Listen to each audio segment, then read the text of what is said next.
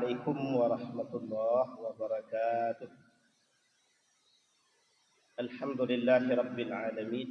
الحمد لله الذي أنعم بنعمة الإيمان والإسلام بهما تتم الصالحات. أشهد أن لا إله إلا الله وحده لا شريك له وأشهد أن محمدا عبده ورسوله لا نبي بعد.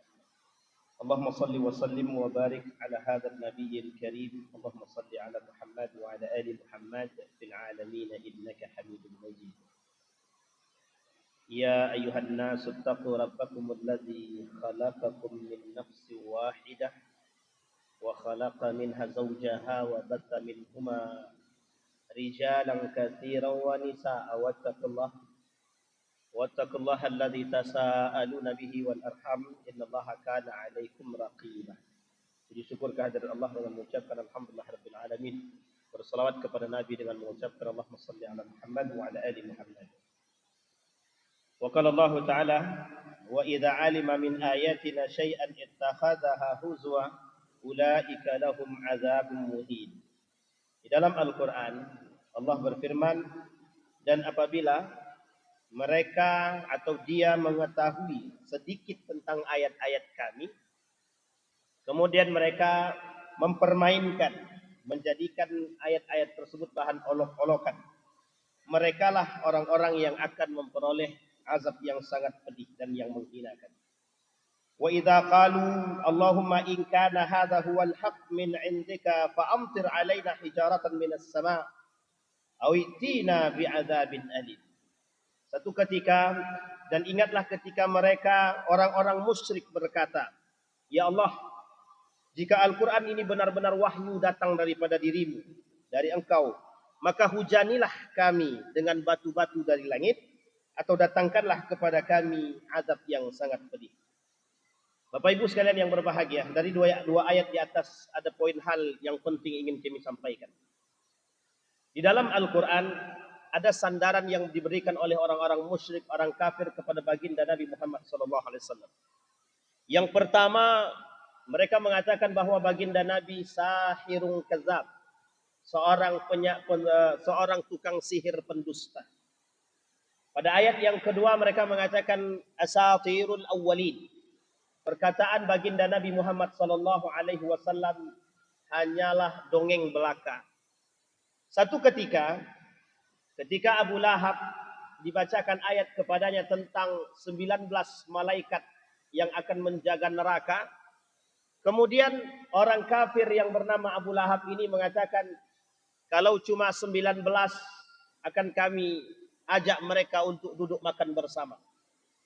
Di dalam ayat yang lain ketika Allah mengatakan tentang syajaratuz zaqqum sebagai makanan para penghuni neraka, apa kata Abu Lahab mempermainkan dan menghinakan ayat Al-Quran tersebut? Jika syajaratuz zaqqum itu benar-benar ada kelak di neraka, maka syajaratuz zaqqum akan kami hiasi dengan susu agar bisa tambah manis. Ma'asyiral muslimin rahimakumullah, Bapak Ibu sekalian yang berbahagia. Ayat ini berbicara tentang orang Yahudi, Nasrani, orang musyrik, orang kafir yang menghinakan Al-Quran, yang melecehkan Al-Quran, yang menjadikan Al-Quran sebagai mainan bagi mereka.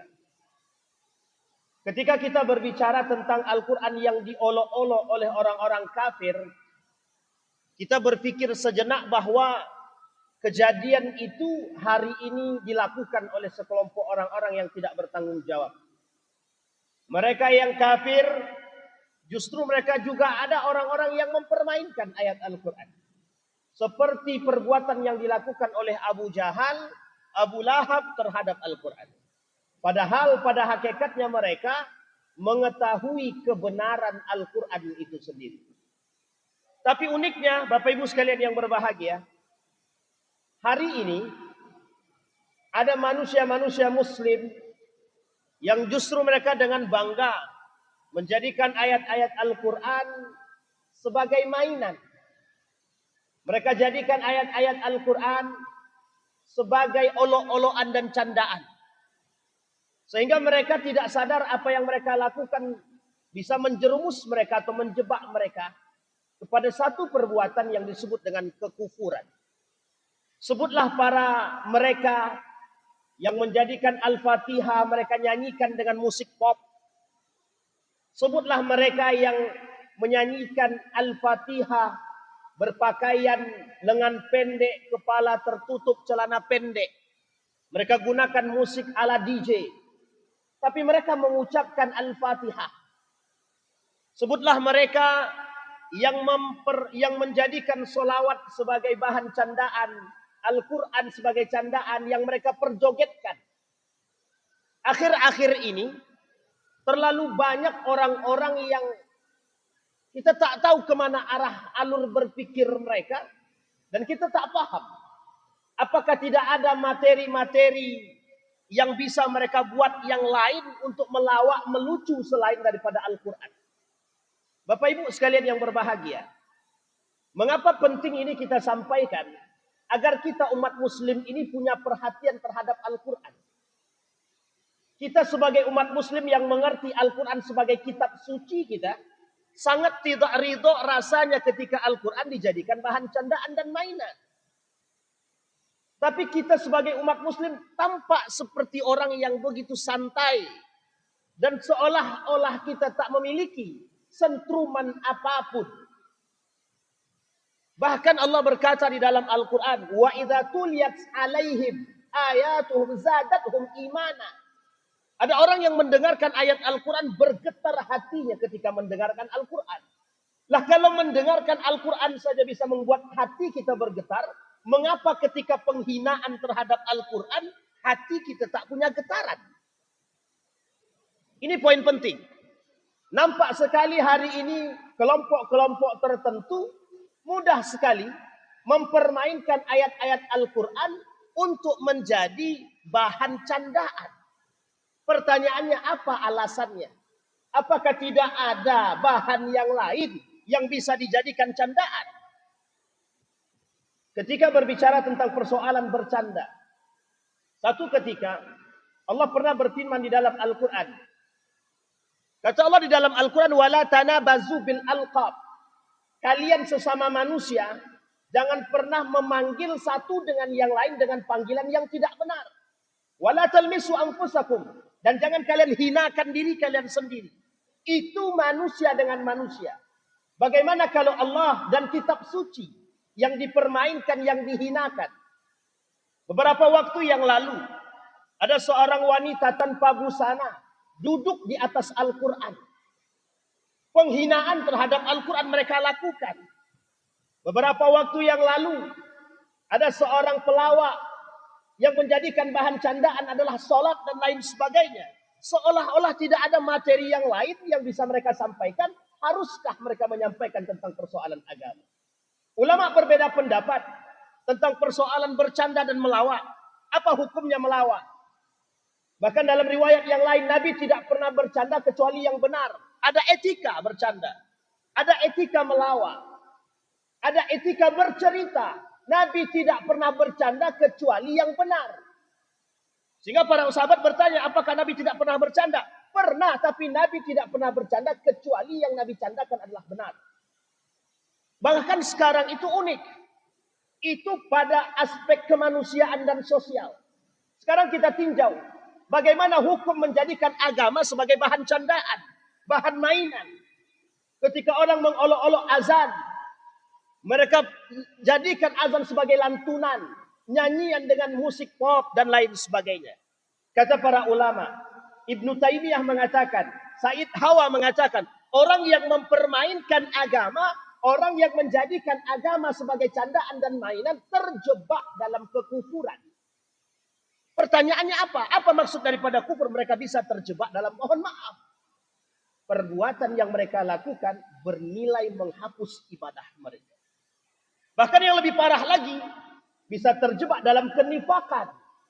Menjadi manusia-manusia munafik. Bapak Ibu sekalian yang berbahagia. Begitu mudah kita temukan hari ini. Orang-orang para mereka yang dikatakan sebagai public figure. Menjadikan agama sebagai landasan. Untuk mereka mengatakan dan mencari kepercayaan orang. Tapi mereka sesungguhnya berdusta atas kepercayaan tersebut. Mereka jual agama demi kepentingan. Mereka jual agama demi suara. Mereka jual agama demi segala hal. Untuk mendapatkan kepentingan dunia. Bukankah itu yang mereka lakukan hari ini? Demi mendapatkan keuntungan dunia. Maka Bapak Ibu sekalian yang berbahagia. Ada seorang ulama berpesan. Kata beliau, berpegang teguhlah kalian di akhir zaman dengan akidah yang benar. Dengan akhlak yang baik. Dengan iman yang sempurna. Karena sesungguhnya penurunan kemerosotan atau pendangkalan akidah, pendangkalan iman sangat terasa di tengah umat manusia hari ini. Jika kita tak memiliki keteguhan iman, maka apa yang bisa kita pegang? Jika kita tidak bisa memiliki kekuatan, kita tidak memiliki akidah yang kuat, apa yang bisa kita pegang? Maka tak salah ketika Rasulullah mengatakan, aku tinggalkan dua perkara sebagai pegangan bagi kalian. Yang berpegang teguh tidak akan pernah sesat. Apa itu? Al-Quran dan Sunnah. Tapi uniknya, kata seorang dokter bernama Adyan Husaini, beliau mengatakan bahwa justru hari ini orang-orang yang mempermainkan sunnah, mempermainkan agama, justru tumbuh dari tubuh-tubuh umat muslim, bukan hanya orang kafir. Mereka yang menyebarkan bid'ah, khurafat, tahayul, mereka yang melakukan perbuatan-perbuatan tercela, mengatasnamakan agama, itu tumbuh dari situ. Artinya adalah jualan agama. Hari ini, penjualan yang paling mudah laku adalah menjual agama. Maka kita khawatir dengan keadaan kita hari ini. Apa khawatir kita? Seolah-olah sesuatu yang haram, yang syubhat, yang abu-abu dilakukan oleh manusia demi mencari kepentingan dunia. Bapak Ibu sekalian yang berbahagia, kembali kepada poin kita. Perbuatan yang mereka lakukan masuk dalam kategori mengolok-olok Al-Quran. Bagaimana kecaman para ulama terhadap mereka yang melakukan. Terkhusus bagi mereka umat muslim atau orang beriman yang sadar, yang tahu, yang mengerti apa konsekuensinya bagi mereka yang muslim melakukan, mohon maaf, pengkhianatan terhadap Al-Quran atau mengolok-olok ayat Al-Quran. Mereka terjebak dalam dua hal. Setidaknya mereka terjebak dalam kekufuran atau mereka terjebak dalam kenifakan. Maka apa konsekuensinya orang yang terjebak dalam kufur? Apa konsekuensinya mereka yang terjebak dalam kemunafikan? Kalau mereka terjebak dalam kenifakan yang sungguh-sungguh, yang nifaknya i'tiqad, maka mereka masuk dalam kategori jami'an munafiqina wal kafirina fi jahannam. Akan Allah masukkan ke dalam neraka jahannam.